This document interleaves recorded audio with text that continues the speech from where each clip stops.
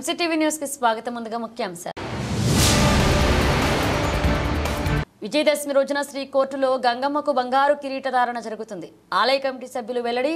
శనివారం జరిగే పూజా కార్యక్రమాల్లో భక్తులు పాల్గొని అమ్మవారి కృపకు పాత్రలు కావాలని విజ్ఞప్తి.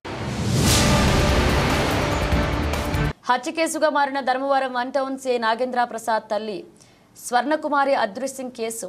అందరూ అనుమానించినట్లుగా స్వర్ణకుమారిని హత్య చేసిన ఆ ప్రాంతానికి చెందిన వెంకటేష్. విజయదశమి రోజున శనివారం తేదీన ఉదయం అమ్మవారికి అభిషేకం అనంతరం నూతనంగా చేయించారు. బంగారు కిరీటధారణ జరుగుతుందని ఆలయ కమిటీ సభ్యులు తెలిపారు. నేడు మదనపల్లె పట్టణంలోని శ్రీకోర్టులో గంగమ్మ దేవస్థానం నందు విలేకరుల సమావేశం జరిగింది. ఈ సందర్భంగా ఆలయ అర్చకులు కమిటీ సభ్యులు మాట్లాడుతూ ఆలయంలో దసరా పండుగ సందర్భంగా ప్రతిరోజు ఉదయం అమ్మవారికి ప్రత్యేక పూజలు నిర్వహించి సాయంత్రం ఒక్కో అవతారంలో భక్తులకు అమ్మవారు దర్శనమిస్తున్నారన్నారు. విజయదశమి రోజున శనివారం ఉదయం అమ్మవారికి అభిషేకాలు నిర్వహించి ప్రత్యేక పూజలు నిర్వహించడం జరుగుతుందన్నారు. అనంతరం అమ్మవారికి చేయించిన బంగారు కిరీటాన్ని అమ్మవారికి ధరించడం జరుగుతుందన్నారు. అదే రోజు ఆలయ ప్రాంగణంలో అన్నప్రసాద వితరణ కార్యక్రమం చేపట్టడం జరుగుతుందని, కావున భక్తులు శనివారం జరుగు పూజా కార్యక్రమాల్లో పాల్గొని తీర్థ ప్రసాదాలు స్వీకరించి అమ్మవారి కృపకు పాత్రలు కావాలన్నారు.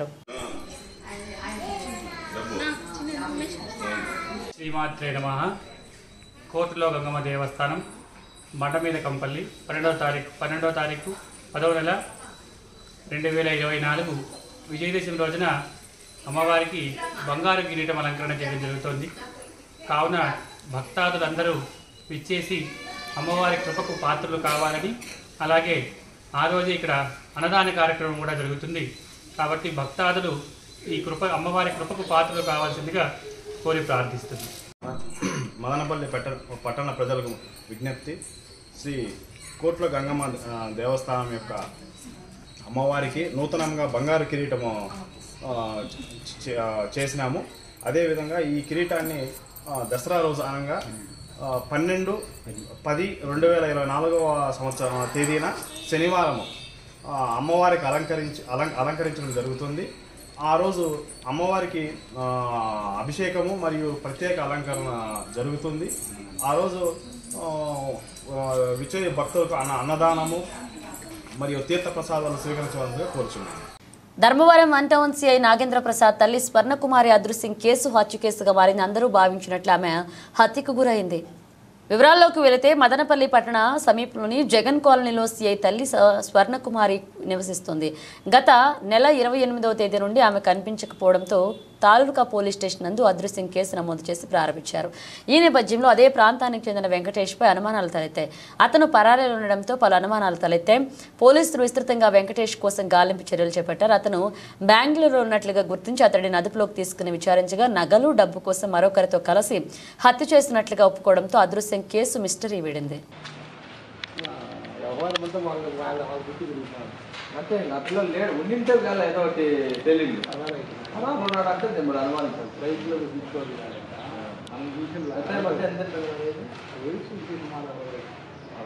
నడుస్తుందా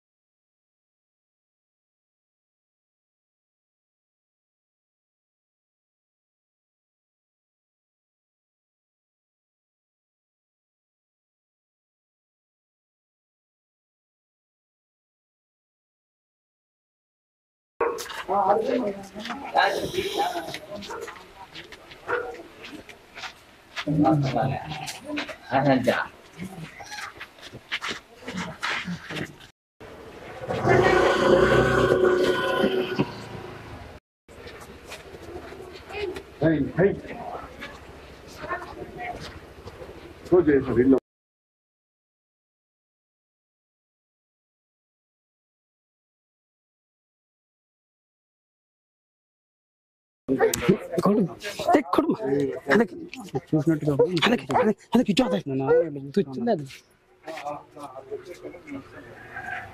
బయట తీసుకున్నాం మనం నిశ్చేత.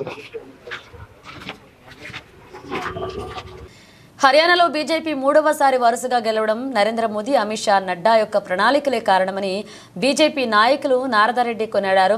నేడు హర్యానా నందు వెలువడిన హర్యానా రాష్ట్ర ఫలితాల్లో భారీ మెజారిటీతో బీజేపీ విజయం సాధించిన నేపథ్యంలో ఆయన ఇంటి వద్ద బాణాసంచా కాల్చి మిఠాయిలు పంచి సంబరాలు జరుపుకున్నారు.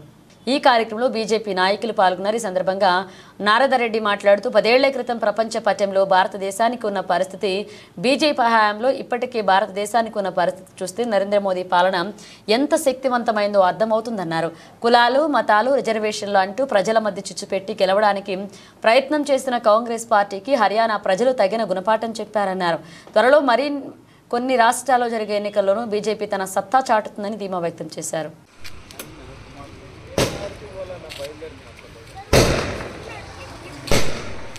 बोलो भारत माता की जय, बोलो भारत माता. భారతదేశమే కాకుండా ప్రపంచ దేశంలో ఉన్నటువంటి భారతీయులందరూ కూడా సంతోషపడేటువంటి దినం.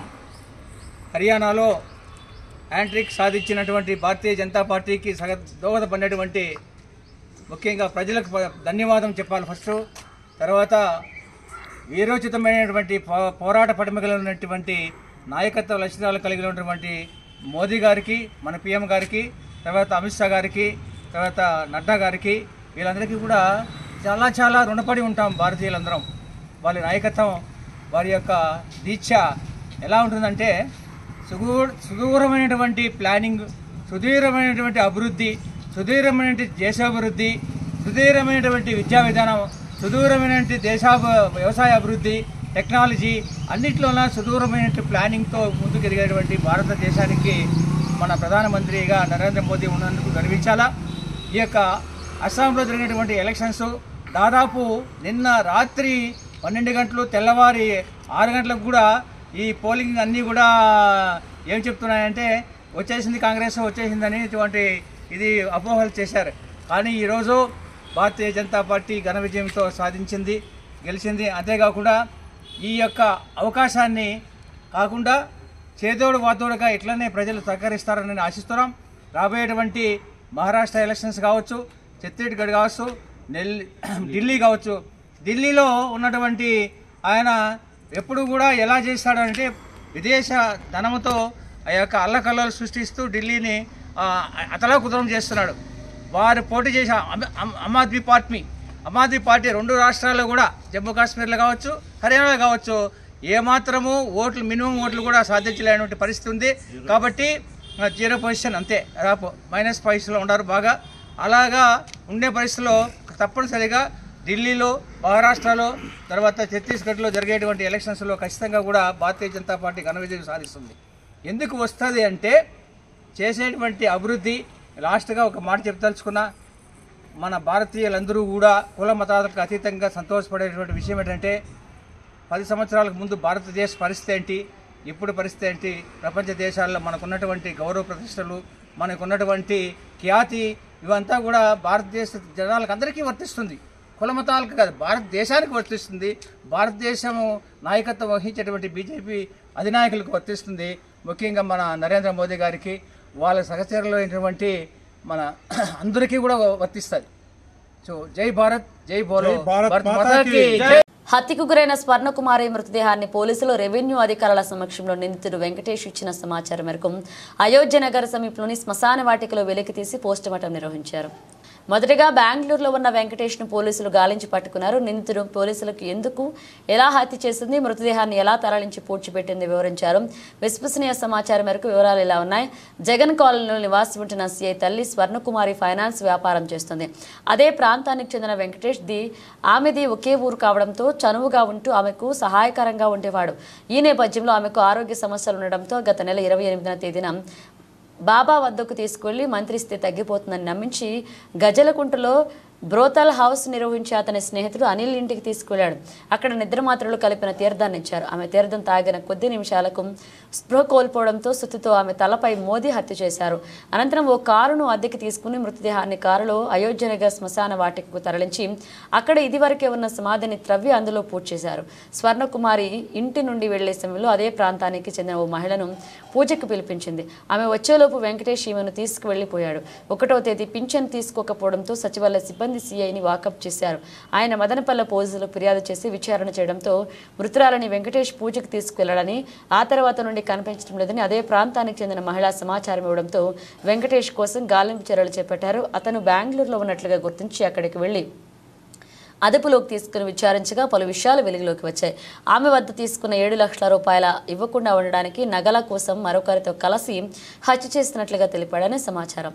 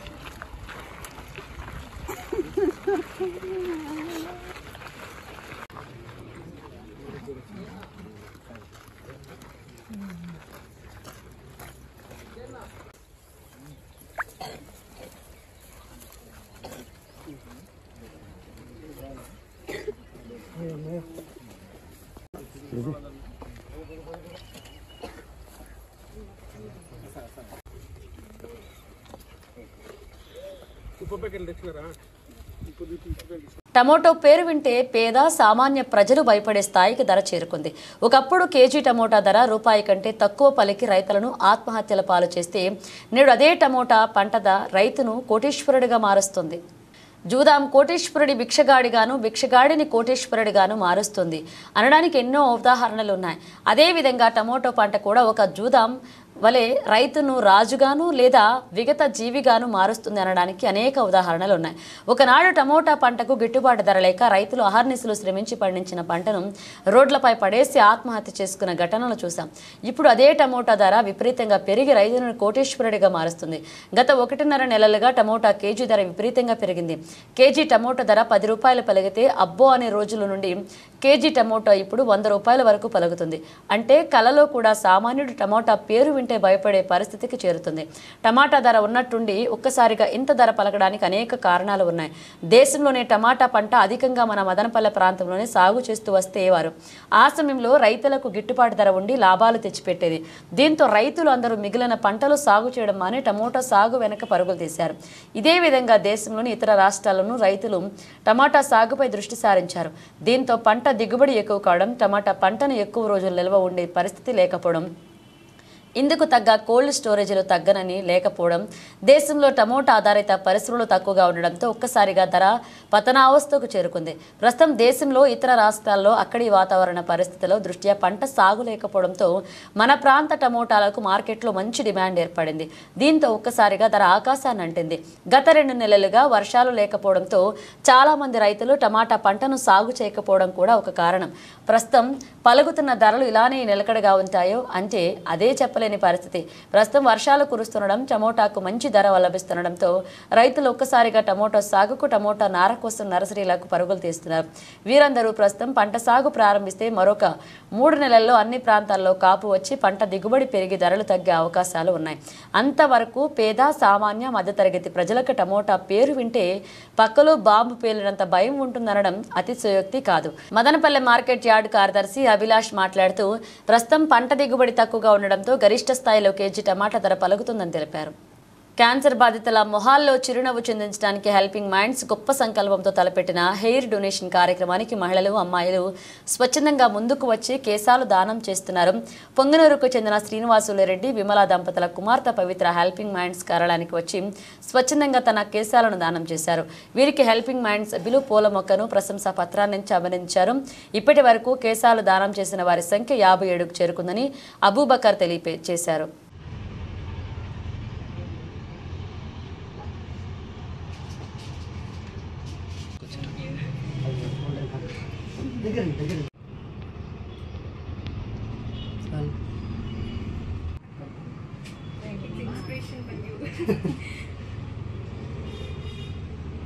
హలో ఆల్, నా పేరు పవిత్ర.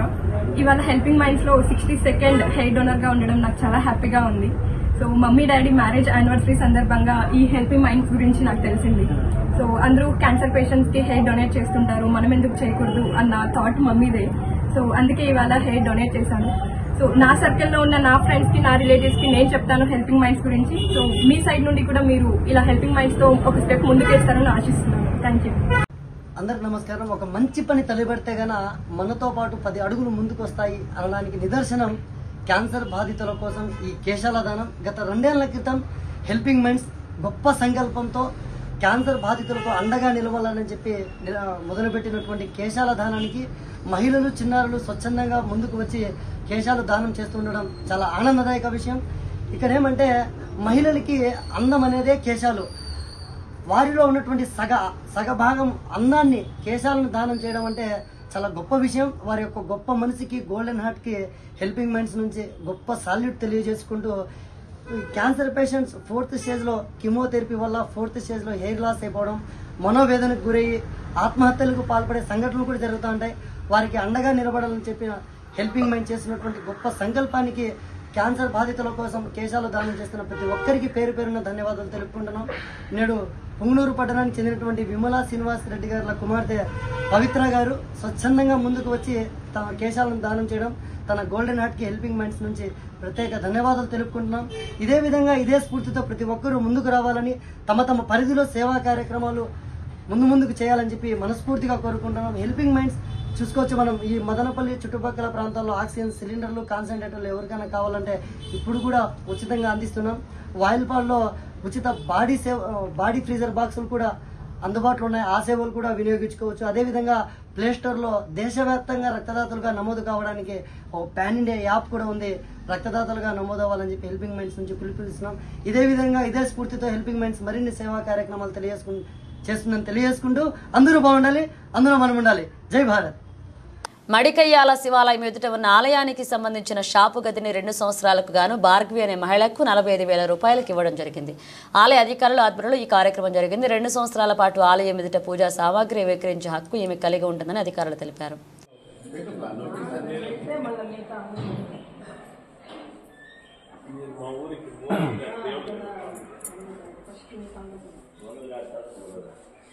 మానవుడు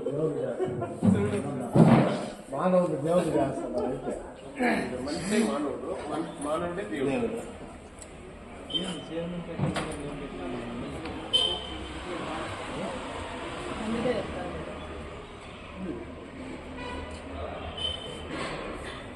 మురళి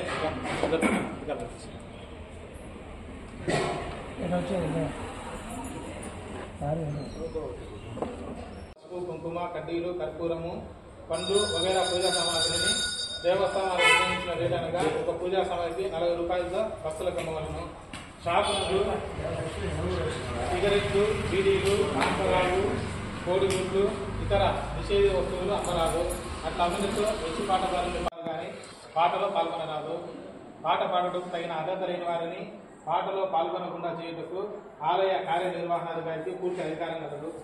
ఏ కారణం చేతనైనా సవాలు నిలుపుదల చేయటం కానీ వాయిదా వేయటం కానీ కార్యనిర్వహణాధికారికి పూర్తి అధికారం కలదు. ఈ వేలం పాట 2 సంవత్సరములకు అనగా 1 నవంబర్ 1 నుంచి 1/11/2024 నుండి 30/10/2026 వరకు టెంకాయ పూజా సామాగ్రి అమ్ముకున్న వేలంకు ముందుగా 1000 రూపాయలు ధరావత్తు చెల్లించి పాటలో పాల్గొనాలి. అంటే ఈ పాట పాడేదానికి 1000 రూపాయలు కట్టినట్లే పాటలో పాల్గొనాలి. ఆఖరు పాటదారుడు ధరావత్తు తప్ప మిగిలిన వారి ధరావత్తు వాపసు ఇవ్వబడును. పాట ముగిసిన వెంటనే ఎవరి పేరుత పాట నిలుపబడునో వారు పూర్తి మొత్తమును కార్యనిర్వహణ చెల్లించి రసీదు పొందవలను.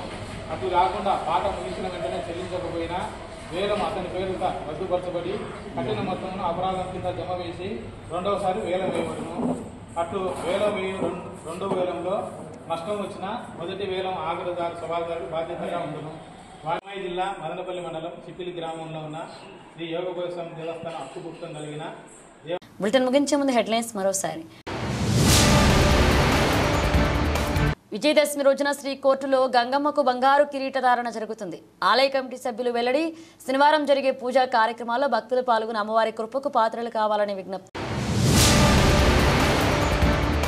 హత్య కేసుగా మారిన ధర్మవరం 1 టౌన్ సే నాగేంద్ర ప్రసాద్ తల్లి స్వర్ణకుమారి అదృశ్యం కేసు.